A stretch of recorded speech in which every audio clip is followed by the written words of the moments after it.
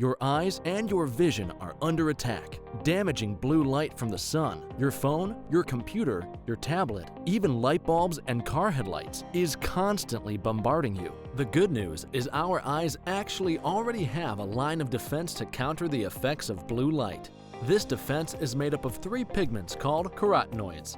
MacuHealth with Micromycel, the only supplement with the exclusive patent on all 3 macular carotenoids and Micromycel technology. With more screen usage and indoor time, myopia, also known as nearsightedness, is increasing and getting worse in children. Now, certified eye doctors can prescribe MySight One Day, the first and only FDA-approved soft contact lens to slow myopia progression in age-appropriate children. Visit CooperVision.com to find a Brilliant Futures certified eye doctor near you. Hello and welcome to the Open Your Eyes podcast. I'm Dr. Kerry Gelb, the host of the documentary Open Your Eyes. If you're new here and you like our interviews, press like, subscribe, share, and hit the bell to get notifications of great new interviews. Also, please leave comments. Great news, you can now watch our full-length documentary Open Your Eyes on Amazon Prime, Apple TV, iTunes, Google Play, and YouTube Movies and Shows. And tune into our brand new radio show Saturday mornings at 9 a.m. Central Time on AM 1280, The Patriot. Aging is inevitable, but why do some people age quicker than others? And can we really find the fountain of youth? Most scientists who study the biology of aging agree that soon we will be able to substantially slow down the aging process, extending our productive, youthful lives. Today's guest, New Jersey internist, Dr. Derrick DeSilva, MD. For over 15 years, his passion has been in the field of anti-aging or optimal aging medicine. He is on the associate staff in the Department of Medicine at Raritan Bay Medical Center in Perth Amboy, New Jersey, and on the teaching facility at JFK Medical Center in Edison, New Jersey. Dr. DeSilva is the host of a radio talk show, just like ours, called Ask the Doctor, as well as his own television show, To Your Health, and has appeared on numerous national television programs. Dr. DeSilva is here to share his secrets on slowing down or even reversing aging. Dr. DeSilva, thank you for joining me today. You know, Derrick, you were my first guest on my podcast. Now, over 100 podcasts later, I'm so happy to have you back. Thank you for joining me. Oh, it's my pleasure. And by the way, you were one of my first guests on my radio and TV show many, many, many moons ago. So the feeling is mutual. I love being with you. I love the fact that I get to see you as a patient. Also, you keep good control of, take good care of me with my eyes. And I just love, I told you, the work that you've done, the research that you've done with regard to microvascular disease, and you talk about aging, is outstanding. And I still talk about you to a lot of my colleagues. So thank you for the invitation. Well, thank you so much. So I have to ask you, is aging a disease? No, I don't care what anybody says. Aging is not a disease. Aging is a process that the body goes through. And I compare aging to rusting. If you take 3 nails, you know, the nails that we used to, pound wood together. If you take one of those nails and you leave it outside, you take another nail and you put it into your garage, and you put another nail and you leave it in your house, which one of those nails is going to rust the fastest? Right. The one that's going to rust the fastest is obviously the one outside. So it's a process. It's not a disease.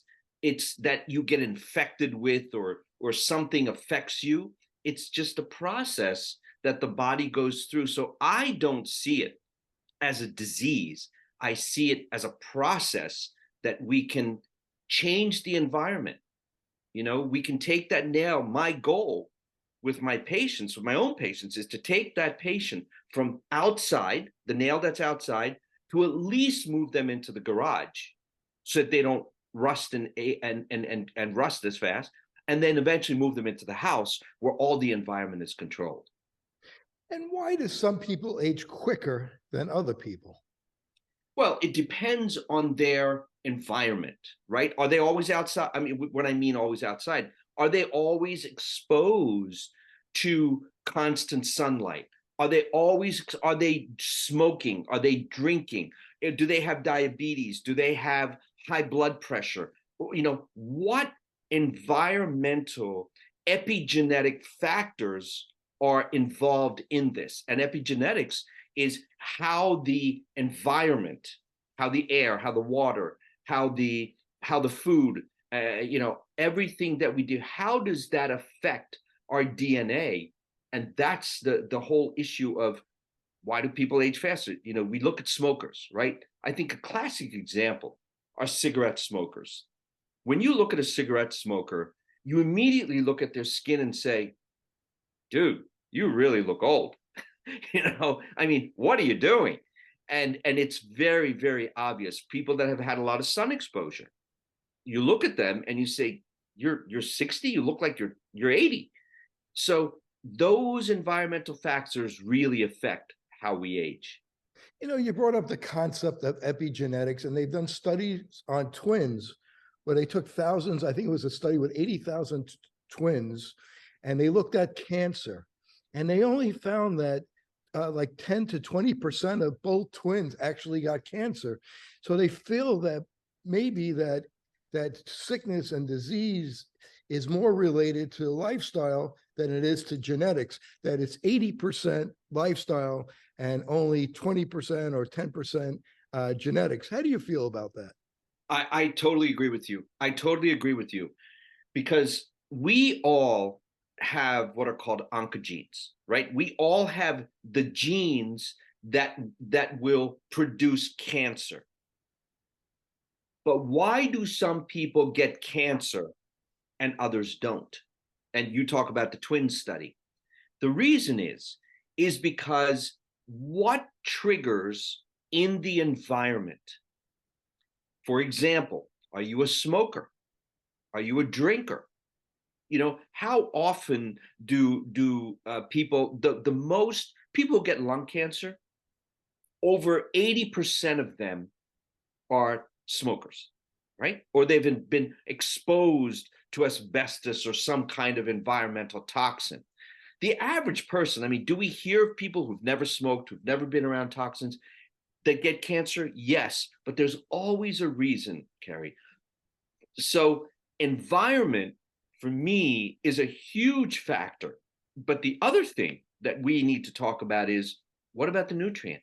What about the nutrient deficiencies that trigger these? So there's a lot of reasons for this that we can control. And how about the concept inflammation? If you're already inflamed and then you have exposure or you're getting sick, you're putting inflammation on top of inflammation. You already have chronic inflammation.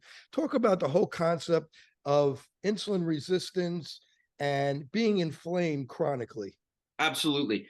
So let's talk about inflammation in general. The word inflammation comes from the Greek word, which means inflamme, which is to set on fire. There's another term that I'm sure you've heard. It's called inflammaging or inflaging, which is inflammation increasing and triggering aging. I love that. I heard that about 5 or 6 years ago, and I wish I would have coined that term, but I didn't. But that is the whole idea of what is inflammation? Inflammation is a fire. Think of your body just literally being on fire.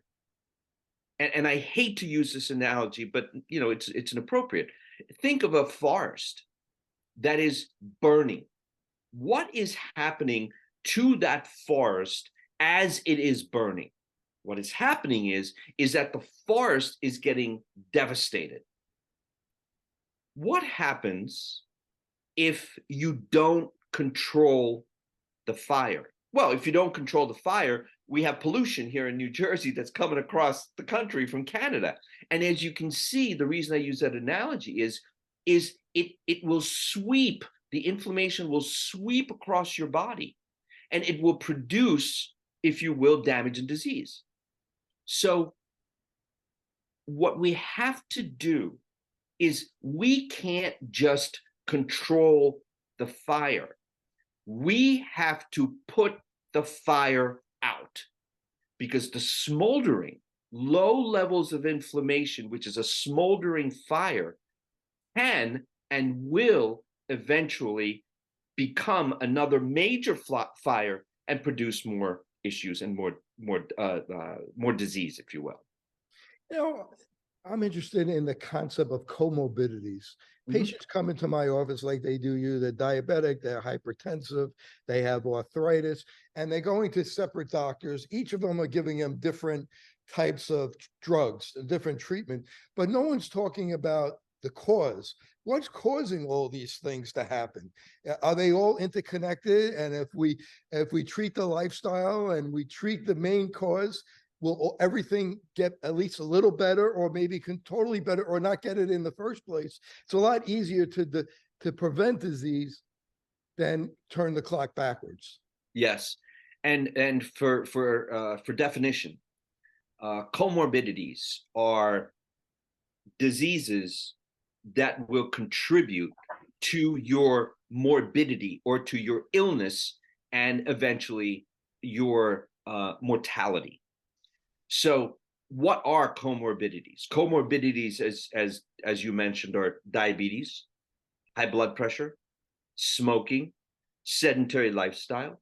These are all, and notice I didn't mention cholesterol, okay? So let's talk about that at some point. I didn't mention cholesterol for a reason, but those four are contributing factors to disease. Why? Well, sugar is the most addictive substance on the planet. It is more addictive, and you've heard me say this, it is more addictive than heroin, it's more addictive than cocaine. It is the most addicting substance on the planet. And what does it do? It's like having a fire and pouring gasoline on top of that fire, because that fire is going to burn even hotter. So why do we get diabetes? Well, folks, one of the main reasons you get diabetes is because you can't control yourself. Don't tell me that it has to do with my environment or my genetics or no. The reason you're getting diabetes, and I'm talking about type 2, okay? I'm not talking about type 1, which is what children get, insulin dependent. That's a whole different topic. But type 2, where adult onset, what we used to call adult onset diabetes, we can reverse that. How do I know we can reverse that? The reason I know we can reverse that is because I've done it hundreds and thousands of times. But for those who don't believe me, for people who have gastric bypass surgery, what happens when you lose 50 and 60 pounds? You don't need your medicine. There's a reason for that.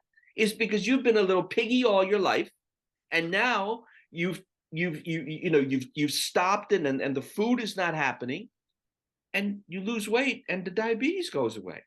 Your high blood pressure goes away. Your asthma goes away. It's all related to diet. Many times you're pressing all my hot buttons today. Oh, Dr. Good. Okay. And you know what they are, which is interesting. We've been friends for a long time. Every so often I get a patient and we talk about diet and macular degeneration and diabetes.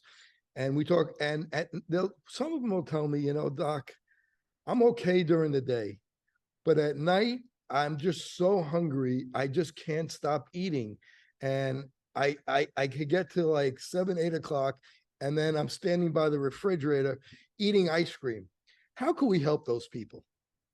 Lock the fridge, and don't buy ice cream. I mean, don't buy ice cream. But besides that, there's a reason for that, right? There's a reason for that. By the way, 60% of calories are consumed after dinner. Believe it or not, 60% of calories, that number may actually be higher, are consumed after dinner. If you eat a meal, and this is classic, right? If you ever go to eat Chinese food, 2 hours later, you're starving again and you're looking for food. Why? Because you ate rice and you ate a lot of processed food and you ate a lot of toxins. That's why. So what happens is, if you eat dinner, let's say you eat dinner at 6 o'clock, and you had pasta, and you had a salad, and you had 3 or 4 shrimp. Let's say you had 4 shrimp. That is the shrimp, or this, even if they're big prawns, there is not enough protein in there to sustain you. There isn't. What have you done with the pasta and that awful salad that you just ate? I'm not saying don't eat salad. I love salad. I eat salad all the time. The mistake that you've made is that you don't have enough protein. So what happens? You eat at 6 o'clock and your blood sugar goes just like this, goes straight up. Your body secretes insulin, and what happens to your blood sugar? You plummet. As soon as you plummet down here, which is around 9 o'clock, 9:30, perhaps even 10, your body's saying, holy smoke, you got to feed us again, man. We're hungry. Why? Because your blood sugar has dropped. So what do you do to prevent that? What you need to do is you need to have more protein. One of the things that drives me out of my mind, Carrie, is the fact when people say to me, yeah, but I stopped eating meat. I don't care if you eat beef. I don't care if you eat meat. Don't eat a cow a week. You can have a piece of steak. You can have some beef if that is what you want to do. I particularly don't like beef. I'll have it once a month, maybe. But the mistake you've made is that you have not had enough protein. So you need to have more fish, more chicken, a little bit of beef, and get beans, peas. Typically what I love to do is I'll have a nice piece of fish. I will have some vegetables. I will have some chickpeas. And the other thing that I have stopped doing, that I now do very rarely, is having a drink with my meal. I think this is another reason that people, their blood sugars just spike, is because of the alcohol, especially wine and beer. You know, if you're going to have a drink, it needs to be vodka, scotch, something that's distilled and not fermented. So to answer your question, is that spike of the blood sugar, your body releases insulin, all of a sudden you plummet down, and all of a sudden now you're hungry again. So that's what you need to do. We got to make sure our patients are eating enough protein at dinner so they don't get, and how about fat? You know, avocado, adding some fat in there for satiety. Absolutely. Absolutely. You know, you add some avocado, and this is why I like the complex carbs, right? I really like complex carbs, things like beans and peas. And then you want to put some fats, what I call fruit fats into our diet. And that would be things like avocado, which is just absolutely wonderful for the people who do like avocado. And are you worried about lectins when it comes to beans? You know, there's a whole theory about lectins and gut inflammation. And are you really worried about that? Or, you know something, Carrie? I'm not. I think that there comes a point that we have to be reasonable with what we're telling people and advising people. I don't like the word tell, what we are advising and guiding people to do. If we say to you that you have to be careful with lectins, and now all of a sudden you can't eat beans, or you can't eat some of the other corn and things like that, that becomes a problem. Because quite honestly, I've been doing this for 36 years. 36 years ago, there were no gluten-free breads. 36 years ago, there were no gluten-free bakeries. You know why? 36 years ago, the seeds that we used to grow our grains were non-GMO. It's not the lectins that we should be concerned about. It's the bloody GMO, the genetically modified garbage that the food industry is going to be killing us with. And now we're going to be growing chickens in the lab and eating them. Are you kidding me? Seriously? What are we doing? It's crazy. I mean, Roundup has been considered a class 2A carcinogen. I've done podcasts on that, and an increase of lymphoma. They've shown. So I mean, we need to eat as clean as possible. I do want to ask you. I'm worried about our kids. There was a study done in Louisiana, Beluxa study about heart disease, and kids already they could predict which kids are going to get heart disease very early based on their blood pressure, on if they're obese. It's scary. Yeah. Well, first of all, let's look at this in a couple of different ways. First, children today do not get nutrients. First of all, the food. Do you know you're raising my blood pressure, right? I mean, you're raising my blood pressure. I'm gonna have to go take start meditating. Something. What are you drinking, by the way? That looks delicious. I'm drinking a smoothie, with blueberries and chia seeds and flax seeds and walnuts and some very healthy things. I have. That's something I have never done that. Do you know Really? that? You never? I have never done that. I'm going to make you one. I'm telling you, when I see you in September, I'm going to come to your office. By the way, folks, our offices are within 10 minutes of each other in New Jersey. And I'm going to call you and say, Kerry, I'm coming over. I want one of those smoothies. I'd love to taste it. But anyway, children, and I'm going to go into something else that I just lectured on in Orlando. Why do people develop heart disease? About 30 years ago, Kerry, I made a correlation between gut health and heart health. After I did that lecture, and I think it's in my library here, the journal that it was published in, I got hate faxes. Hate faxes. We didn't have cell phones at the time. That's how long ago this was. What I said was that there is a correlation between gut health and heart health. Today, we know that I was right. Why?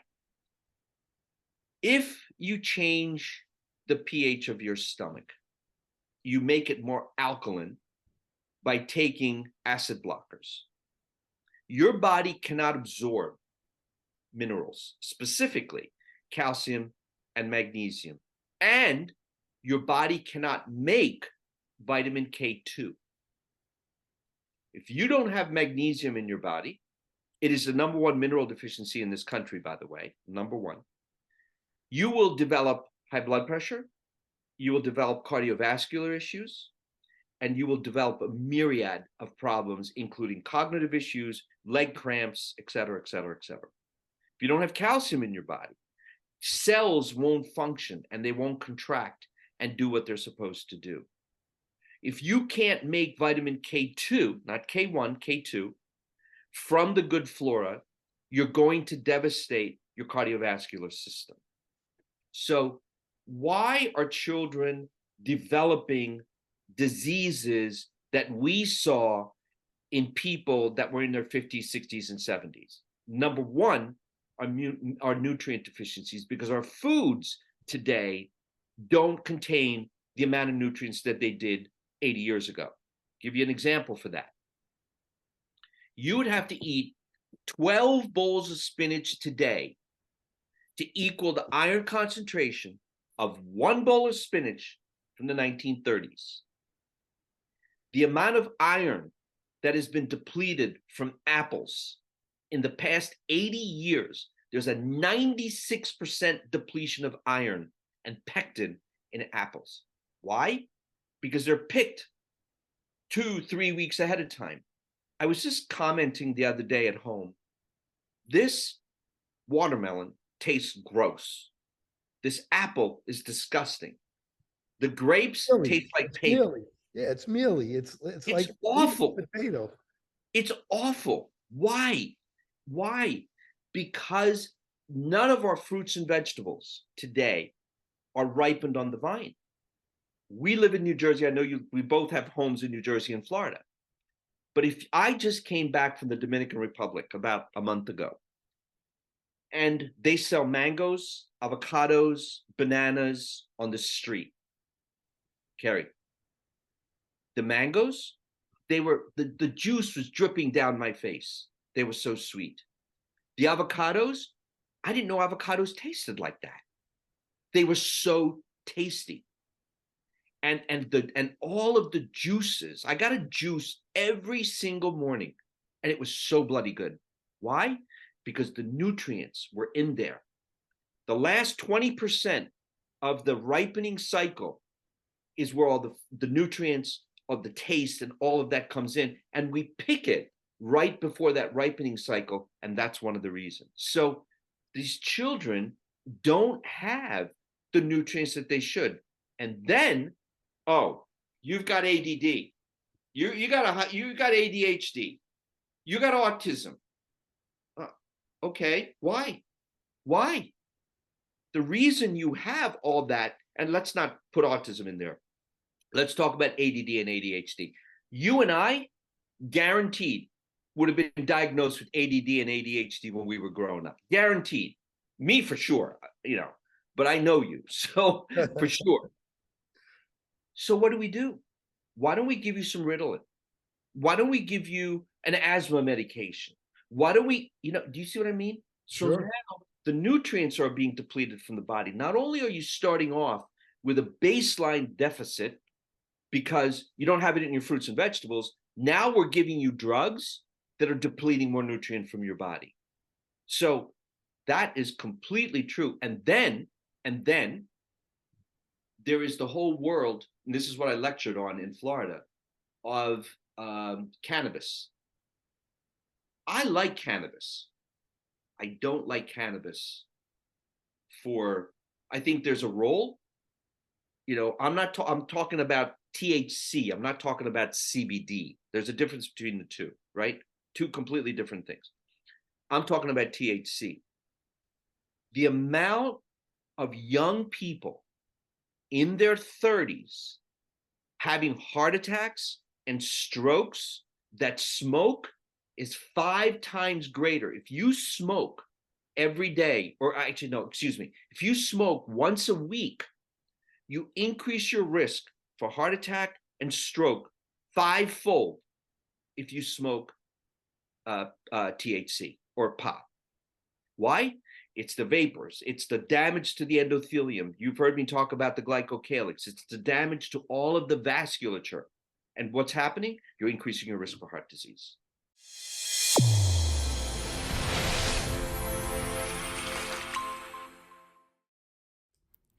MacuHealth, your science-born and tested solutions for visual performance, macular degeneration, and dry eye syndrome. New products coming soon. Embrace the science. I mean, it's crazy. I mean, before you talked a little bit about the pH of the stomach, and people are on the PPIs or they're on the H2 blockers, and people aren't getting the nutrients. But then there's this whole group of people who have very bad heartburn or GERD, and they can't get off of it. How do we help our patients that have these problems, or maybe they're taking one of the new semaglutide injections, and to lose weight, and they're getting side effect from that. So many people are taking that now, the Ozempics of the world. Mm-hmm. And how do we help these people? Well, let's talk about the reflux, the GERD first. And I've treated hundreds of people with this. It's just unbelievable.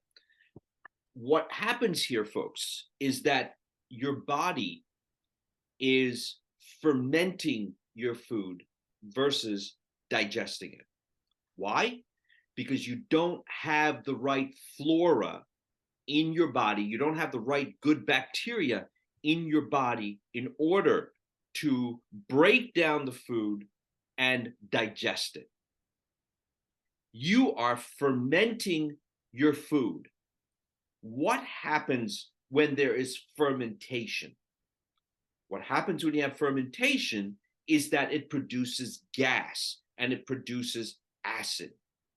So What your body is trying to do is to break that food down. And yes, you're going to have symptoms with that. So what you need to do is, instead of taking the garbage, take a probiotic, take some digestive enzymes. But those are things that should be done every day. And I will say this, don't ever, ever, ever, ever stop your prescription medicines, I don't care what they are, without checking with your doctor. Period, end of story. It is that simple. You know, we're just giving you general information here. We're not telling you what to do with your medicine. Dr. Gelb and I are not telling you to stop your medicine. We're giving you thought-provoking concerns that you need to address with your own physician. And if they don't address it correctly, you need to find another doctor. You know, 12% of the only 12% of Americans are metabolically healthy, but 75% of the people are overweight. 75%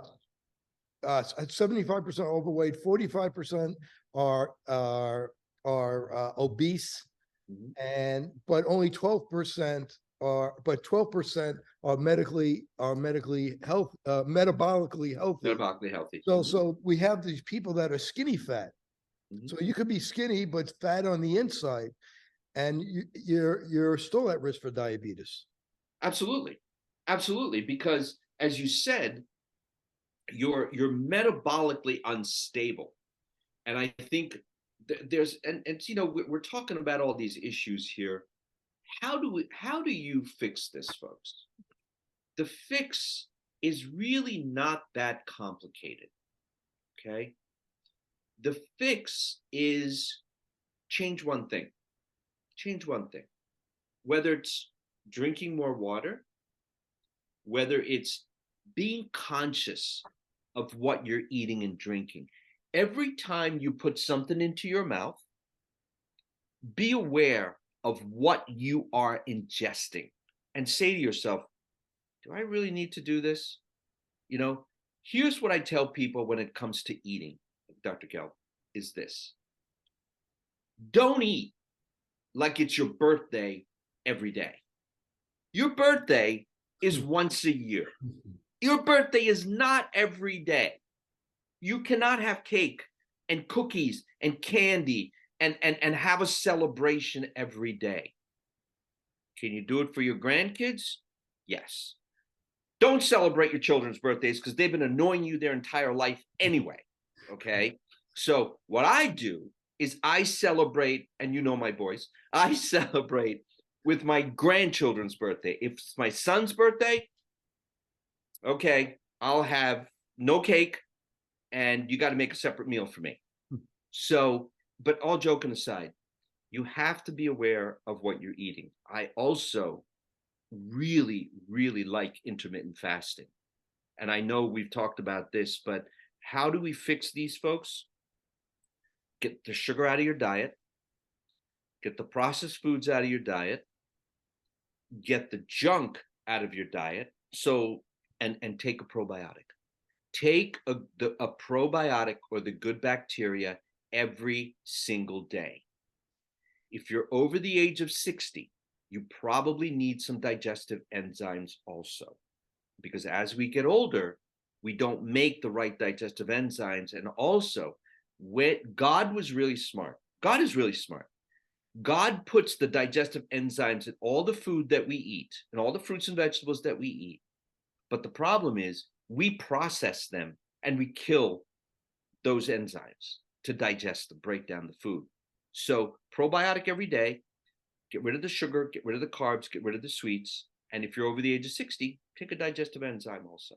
So when would you take the digestive enzyme, and what kind of digestive enzyme would you take? I think the digestive enzyme should be taken with a meal, right? I mean, it's the time when you need to digest your food. So again, don't make it a science project. Take it before, during, after. I don't care. Just take the darn thing. And probiotics, what I tell people to do is I take it twice a day. And folks, let me tell you, I travel a lot. And I travel on average about 150,000 miles in the air every year. I have not been sick, and I don't plan on ever getting sick. Why? Because I take care of my gut. I take care of my gut, and my gut health to me is extremely important. Probiotics twice a day, in the morning and the evening. And again, I don't want to make this an infomercial, but I've designed products. I've worked with products my entire life. I've designed almost 500 different dietary supplements.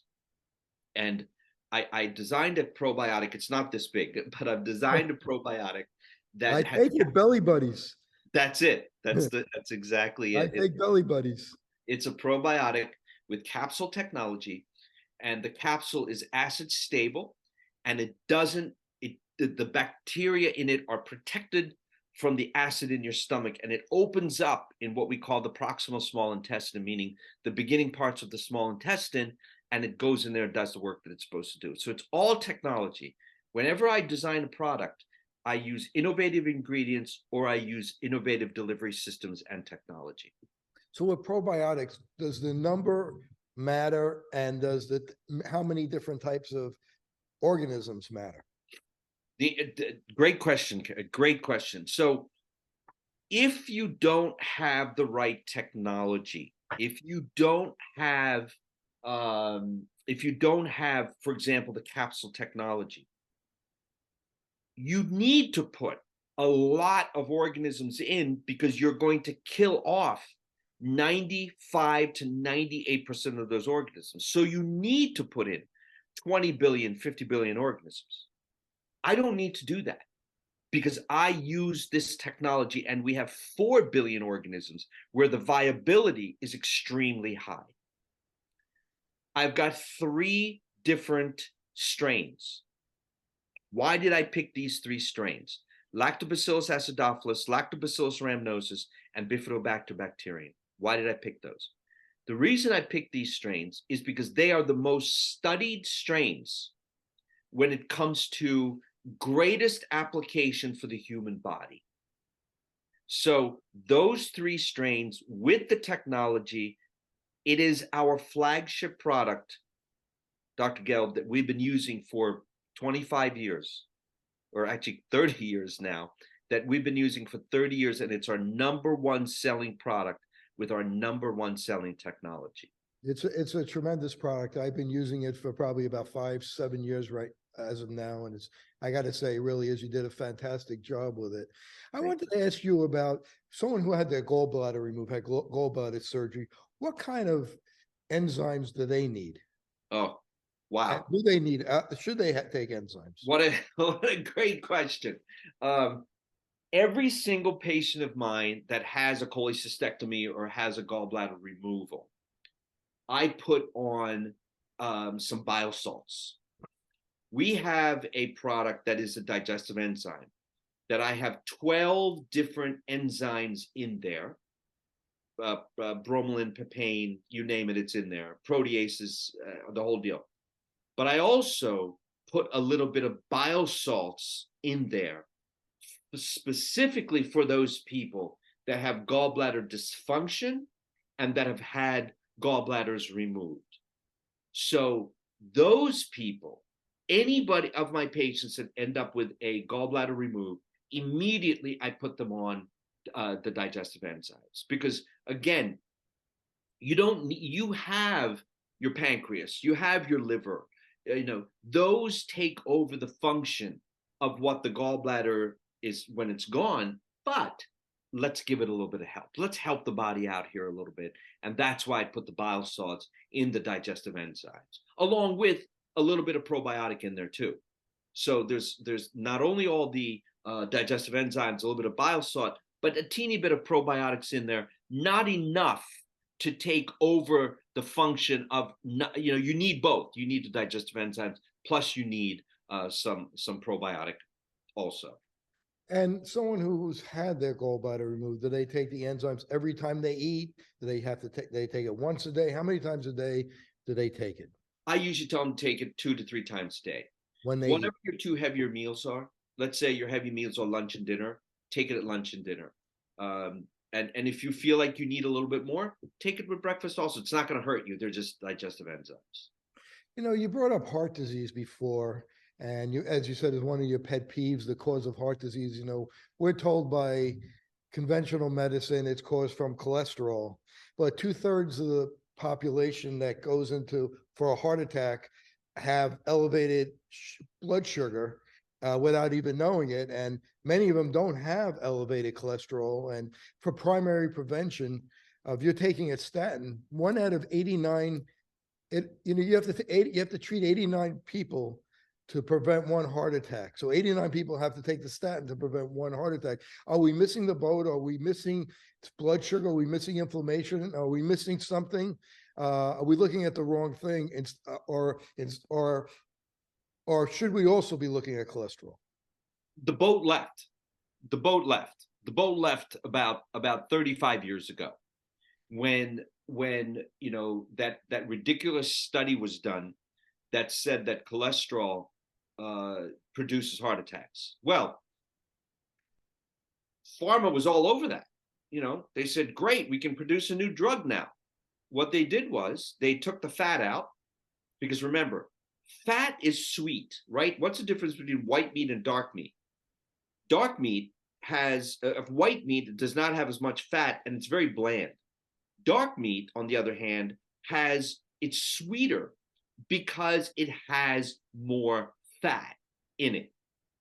So they took out the fat out of our food, and what did they put in? They put in sugar. The incidence of heart disease spiked, and the incidence of heart disease has not come down at all. In fact, heart disease is still the #1 killer in this country. Every 32 seconds, somebody has a heart attack, and over 600,000 people die of heart disease every single year. So we've made no impact when it comes to these drugs and heart disease. Cholesterol, our brain is 60% fat. That is where the word fathead comes from, and that's for real. That's for real. Our brain is 60% fat. You take the fat out, I'm telling you, I am convinced that my mother-in-law developed Alzheimer's disease and dementia from her cholesterol medicine. Why? And I'm not making this up today. There's data to support this. There is. You drop the cholesterol too far, what's going to happen is your brain will not process. How do our neurons communicate with each other? The way they communicate with each other is that fatty layer that is around them. That's how they talk. The synapses or the spaces in between, they communicate. The electrical activity is because of that fatty membrane, because they don't touch. They're very obviously micrometers apart from each other. But in order for them to communicate, you need fat. So you talked about the statistics. There's a surgeon, and in fact, God rest his soul, I think you may or may not know his name. He was a vascular surgeon, passed away, and he stopped doing bypass surgery because he kept saying, I'm operating on all these people and doing bypasses on them, and their cholesterols are normal. What is going on? Why am I hearing that cholesterol is producing this heart disease? It isn't. It's the inflammation within the vasculature, the sugar that is producing the fire that is damaging the inside of blood vessels. So folks, I'm not saying that you should be going out there and eating, tons of fat. What I'm saying is again, moderation. Fat, and I did I told you I was in the Dominican Republic. I did a radio show, a live radio show in the Dominican Republic, and they asked me the same question. And I said to them, Señores, grasa no es la problema. And I know you speak Spanish. Grasa no es la problema. Fat is not the problem. La problema es azúcar. The problem is sugar. The phones blew up. The phones absolutely blew up. I have had 1,000 new followers on Instagram since I did that program. Why? Because people don't know this information. It isn't about the fat. It's about the sugar that's killing you. And you have your 5 points of true wellness. If we could go through that, if you could go through that for me. The first one is properly fuel your body. Yes, food, the food that we eat. I wish you could see the back of my laptop, but the back of my laptop has a Mercedes-Benz logo on it, and it has AMG. AMG is the high performance vehicles for Mercedes-Benz, and I work with Mercedes-Benz. I've had the pleasure of working with some of their drivers. And I tell these guys and gals, and by the way, there are 2 girls that are amazing drivers at the driving academy. By the way, the AMG Mercedes-Benz Driving Academy, check them out. It's amgdrivingacademy.com. It's an unbelievable experience to drive these wonderful cars, and I have the pleasure of working with them. And I tell the drivers, I said, ladies and gentlemen, your car, your engine is over 600 horsepower. And what you're doing is you're putting kerosene in that engine. Do you really think that you're going to get the performance out of that engine by putting kerosene in? Wouldn't it be better to put 94 octane gasoline into that engine? Don't you think you're going to get better performance? Yes. The fuel, what we put into our body, you're making me, by the way, I haven't eaten yet today because I'm fasting. I do intermittent fasting, and that's our next thing. So for me, fasting is extremely important. It is very late in the day when we're recording this, and I haven't eaten yet. And I don't plan on eating until dinner tonight. And I will have protein, I'll have some vegetables, and that's my plan. I'm on vacation this week, so I'm cleansing my system and cleansing my body. Why? Because I want the bad cells to get out. I want cellular cleaning. I want autophagy. I want my growth hormone levels to go up. I want my insulin levels to come down. I want my body cleaning and cleansing. So the food and the fuel we put in, extremely important. You've got to make better choices. And number 2 is movement. Movement is the key. You got to move. You got to move. You got to do something. And this week I plan on doing a lot more. I'm a huge pickleball player. I've been playing pickleball for probably 10 years. I started playing pickleball. People were laughing at me, because I played tennis all my life. I played Division III tennis when I was in college, and I've been playing tennis since I was 11 years old. But I'll tell you what, pickleball is something that I really love. Any kind of activity, go out and walk. The other thing I really like, Kerry, is I have an infrared sauna in my home. So that's another thing that I do on a pretty regular basis. That I love it. Yes. I absolutely love it. I love infrared saunas, and I think the benefits of them are incredible. But movement, why is movement so good? Movement, by the way, is great for your skin. It is wonderful for your skin because it's going to plump it up. It's going to increase collagen. It's going to increase elastin. By the way, I would love to talk about the skin and endocrine disruptors and cosmetics also, if you get a chance. So absolutely. I think the whole idea of movement, exercise, something every single day is important. And supplements. I think you need. Do we really need supplements? Conventional medicine, some people say supplements are expensive urine. Fine. I don't care. You want to have expensive urine? Knock yourself out. Great. I believe in supplements. I'm going to give you the statistics.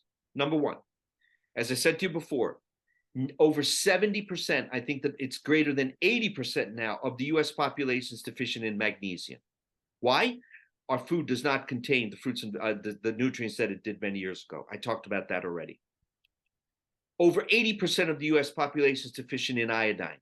There's a explosion of underactive thyroids in this country. There's an explosion of women with fibrocystic disease, fibrocystic uterus, fibrocystic ovaries. That is an iodine deficiency. There's over 90%, 85% of the US population is deficient in vitamin D. There are over 2 billion people worldwide that have a vitamin D deficiency. Okay. You want me to keep going? The amount of people and the statistics on this stuff are insurmountable. Nobody's gut today is healthy. Everybody is using the acid blockers and all of that garbage. Why? Why? Because you don't have the right nutrients. Basics. I have 3 basic nutrients. Number 1, a probiotic, the good bacteria.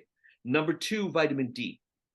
Vitamin D with vitamin K2, not vitamin K1, vitamin K2, along with vitamin A.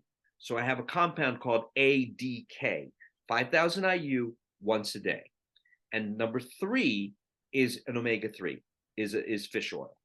So those are the basics, right? If you're a man over the age of 50, you should take a prostate formula. If you're a woman that is menopausal, perimenopausal, you should be taking some additional calcium. And calcium, there's 6 different forms of calcium. Don't go to your local big box store and buy calcium. You're getting garbage. Don't do that. Get a good form of calcium. People that are on statins should be taking coenzyme Q10. So do the basics, those 3 to start, and then we can tweak from there. So what's a good form of calcium? The calcium, there are 7 different forms of calcium: citrate, gluconate, lactate, malate, aspartate, microcrystalline hydroxyapatite, and carbonate. So there are 7 different forms of calcium. That was 5. There are 7 different forms of calcium. You, Dr. Gelb, use calcium differently than me or another person. So you may need citrate. I may need gluconate. But if you go to the store and you buy carbonate, your body's not getting the calcium that it needs, because the calcium that we utilize is based on our genetics. What I did was I took all the forms of calcium and I put them into one soft gel, not a hard tablet, but a soft gel. And your body can figure out what it needs based on your genetics. So that's the calcium that I designed. And number 4 is hormones. You're an expert. Oh, gosh. In hormones. You're an expert in that. And as people get older, they don't produce hormones and they need a little help. Absolutely. Absolutely. Hormones for me, I'm 66. I'm 66 years old, and I've been on hormones for probably 10 years now. I use testosterone every day. Actually, I once in a while I'll go off for a day or 2 just to kind of let my body reset. That's not a bad thing. But I do take hormones. I take, and I believe that bioidentical hormones, they need to be not the synthetic garbage that's out there that's going to produce problems, but bioidentical. Bio means biologically identical to what our body produces is what I like to use, and it's what I do. I did a great podcast with Abraham Morgenthaler on. Oh, yes. Abe, he's the father of androgen therapy. He gave a great podcast, and it was really very interesting, all the work that he's done, and he's a tremendous speaker. So just like yourself. Yeah, Abe, Dr. Morgenthaler I've referred, I can't tell you how many patients to him. He's somebody that I've interviewed myself, and somebody that I've had speak at some of the conferences that I host.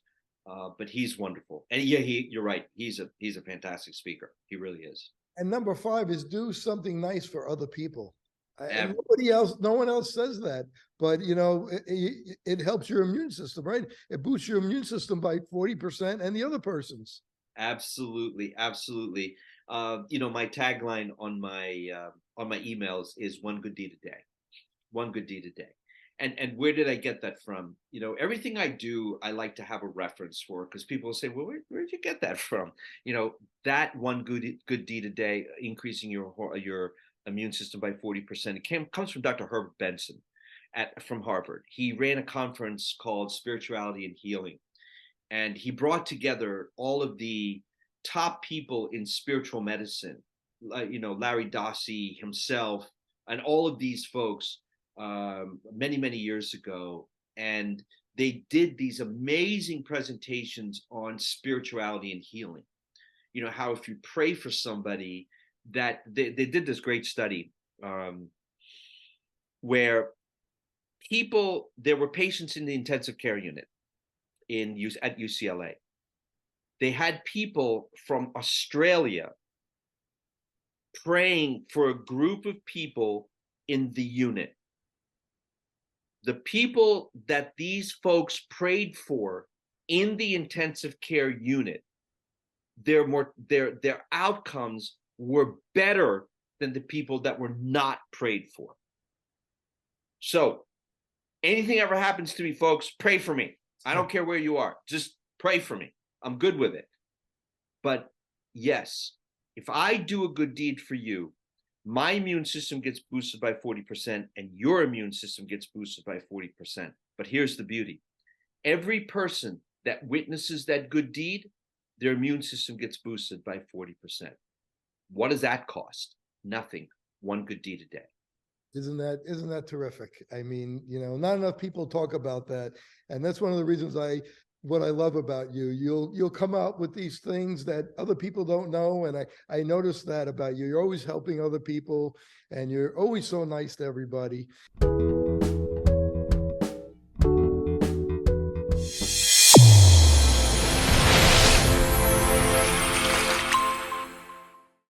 Your eyes and your vision are under attack. Damaging blue light from the sun, your phone, your computer, your tablet, even light bulbs and car headlights is constantly bombarding you. The good news is our eyes actually already have a line of defense to counter the effects of blue light.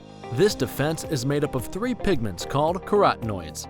MacuHealth with Micromicelle, the only supplement with the exclusive patent on all 3 macular carotenoids and Micromicelle technology. Fitting multifocal contact lenses presents a big opportunity to meet patient needs while growing your practice. Alcon is your partner not only with our innovative portfolio, but through e-learning. Learn to enhance your multifocal strategy today with the Alcon Experience Academy. OIE Broadcasting is the emerging leader in social media. We use scientific entertainment to drive more patients into your office. Visit oiebroadcasting.com and sign up today.